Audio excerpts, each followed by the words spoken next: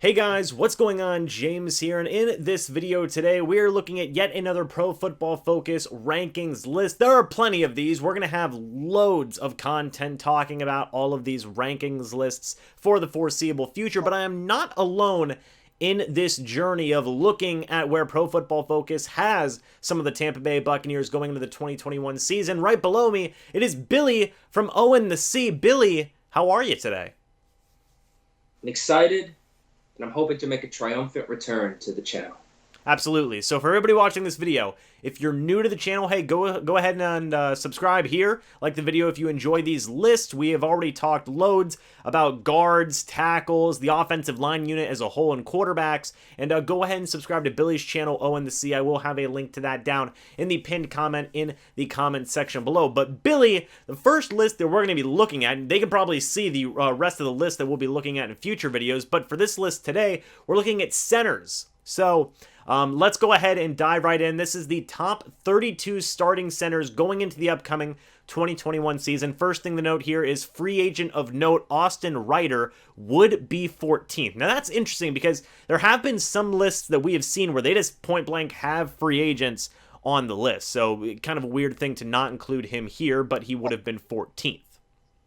So, moving on to number 32, we have Andre James of the Las Vegas Raiders. And we're not going to dive too deep into the guys who are not Tampa Bay Buccaneers because, you know, just point blank, we don't really need to. But Andre James, he replaced, who was it? Rodney Hudson, Billy?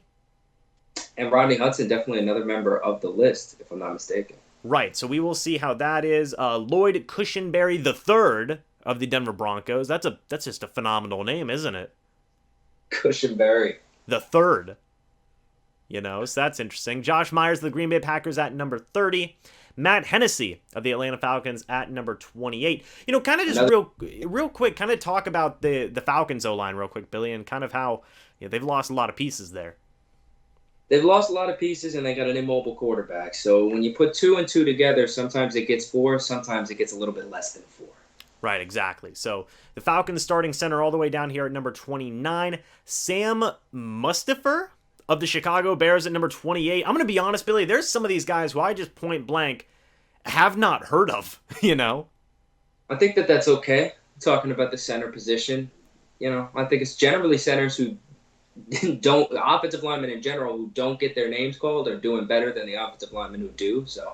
That's a good point. And you know, keep in mind, guys, for everybody watching this, you know, we're not experts at offensive line play and whatnot. Like, we know what the Tampa Bay Buccaneers are bringing to the table. We know what some of the other guys on other teams are bringing to the table, but not everybody, you know. So just keep that in mind. 27, Garrett Bradbury of the Minnesota Vikings. I had talked about that in a previous video. Vikings have a lot of young offensive linemen that they are looking to develop, Bradbury being one of them. 26, Matt Skura of the Miami Dolphins. 25, Justin Britt of the Houston Texans, who I believe was formerly with the Seahawks, right, Billy? The name sounds familiar. That could be. Let me look it up really quick. Sure, and while you're looking that up real quick, we have number 24, Tyler Biadasz of the Dallas Cowboys. Probably not saying that last name right, but regardless, he's the new Cowboys starting center. You were correct about Justin Britt being of the Seahawks. Okay, well, there you go. 23, Kendrick Green of the Pittsburgh Steelers. He's replacing one of the Pouncey brothers who retired, right? Yes, Marquise. Okay, yeah, so Marquise Pouncey is retired. In comes in Kendrick Green. Connor McGovern. That's tough shoes for him to fill, too. Pouncey was there a long time.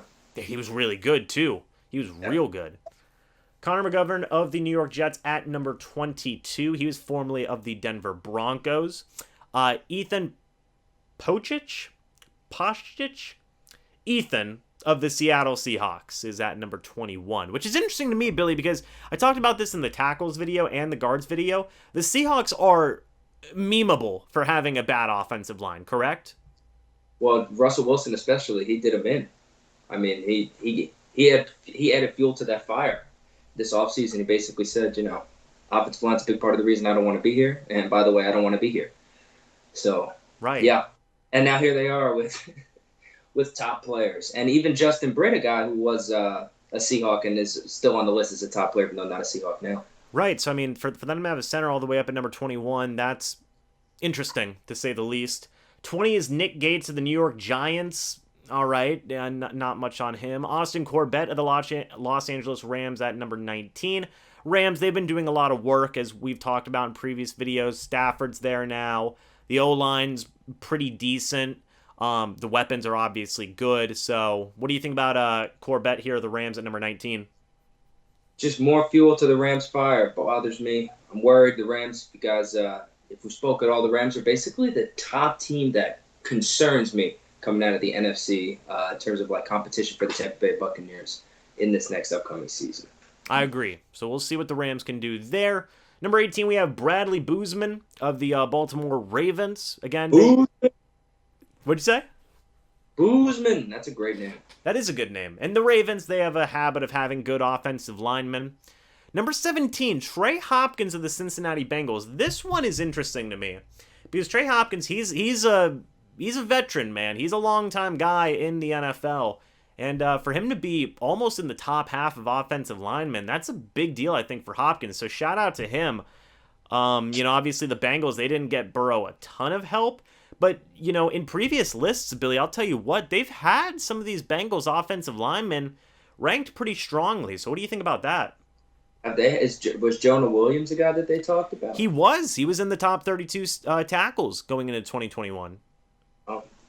We got Tom Brady, so we know as well as anyone, offensive line is crucial for a quarterback, and that's good news for the Bengals going forward. I mean, it depends how much stock you want to put into these lists, but if it does come to fruition, that's what you need. Yeah, obviously in Pro Football Focus, them being just a great resource of deep analytics. A lot of people look to them, right, for like, hey, what's going on?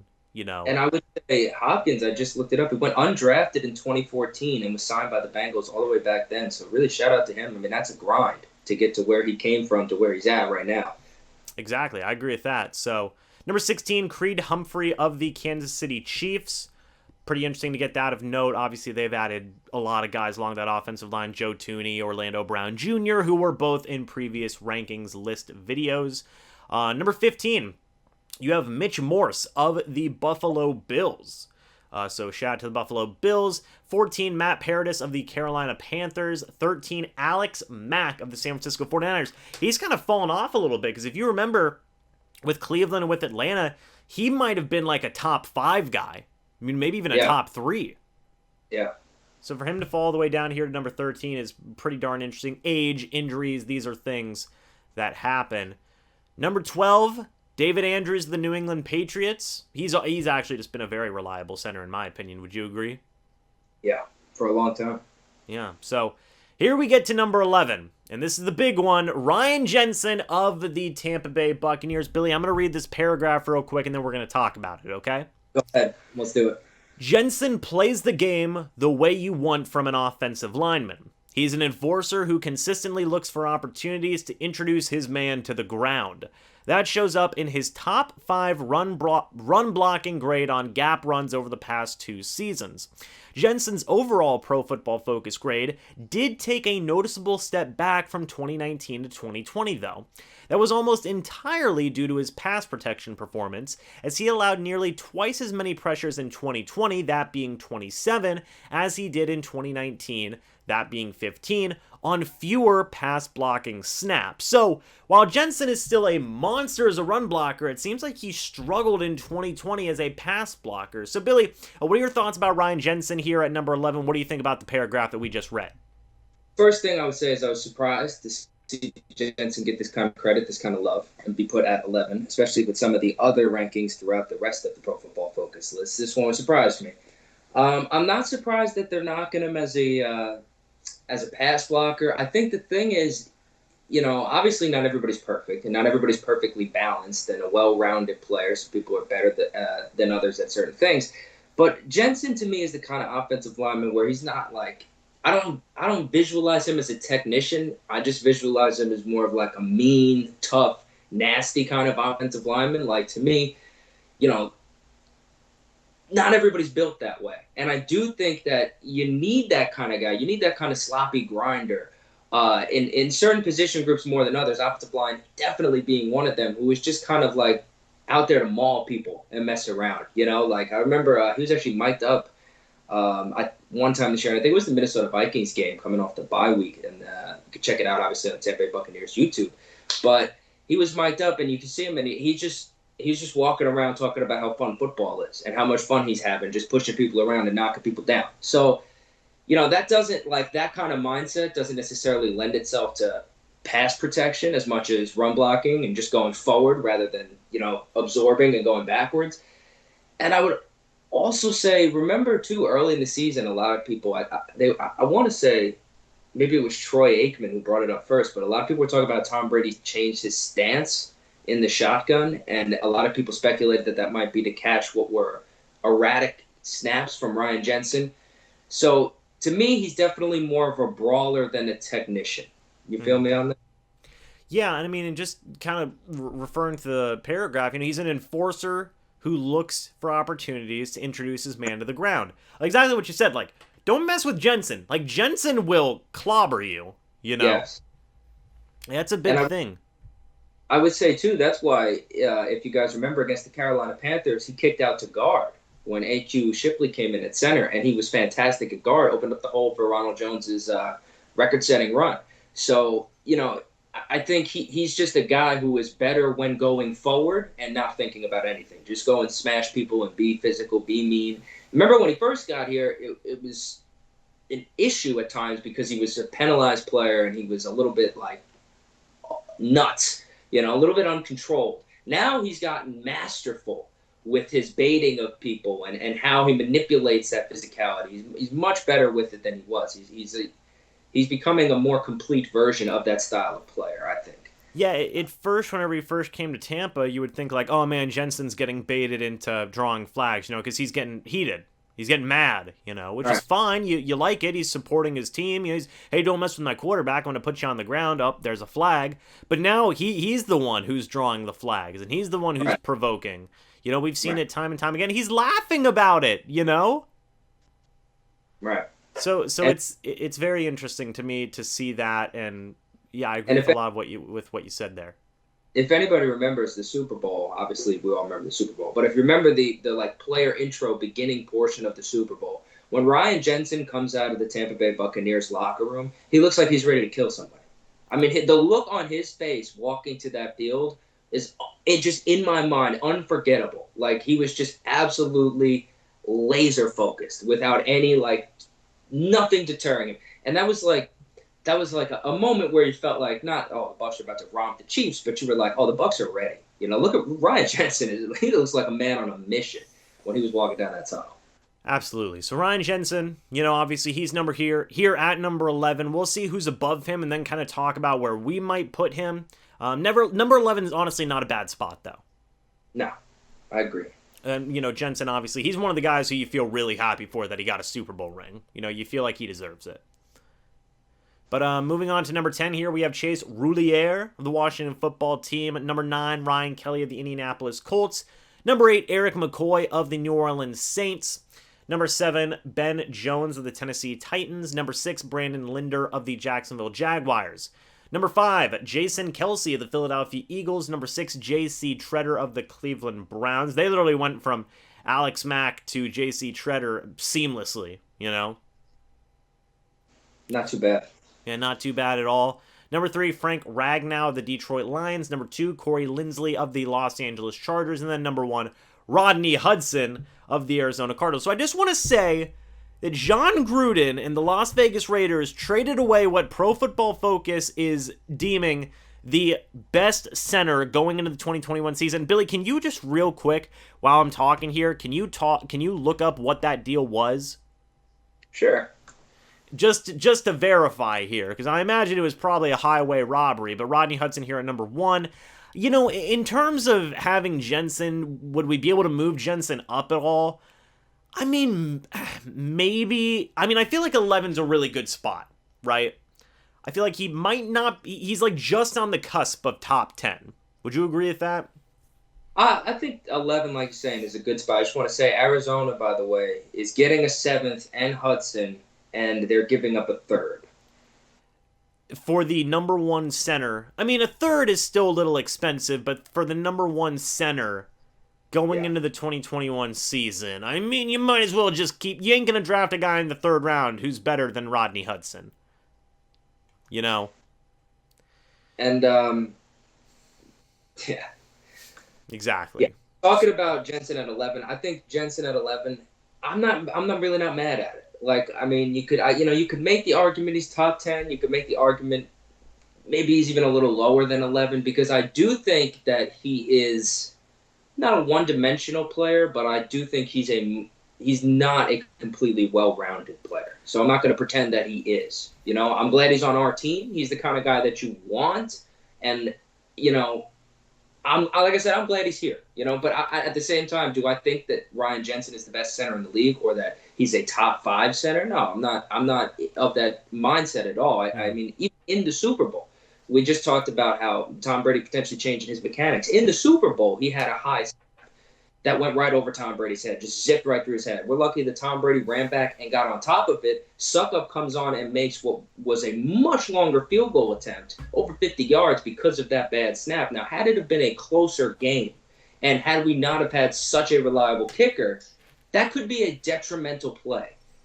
So let's not pretend like that didn't happen. So to me, 11 is fair. He's far from perfect, but the kind of player that you really you feel good about having on your squad for sure. I don't think you have him lower than 15. I mean, in the range on Jensen is so interesting. You have some people who think, yes, he is a top 5 center. He's playing like a top 5 center. I'm not saying those people are wrong. I'm just saying whenever you look at some of the other centers around the league too, I mean, there's some good guys here in the top 10 that you think yeah, this guy deserves to be in the top 10.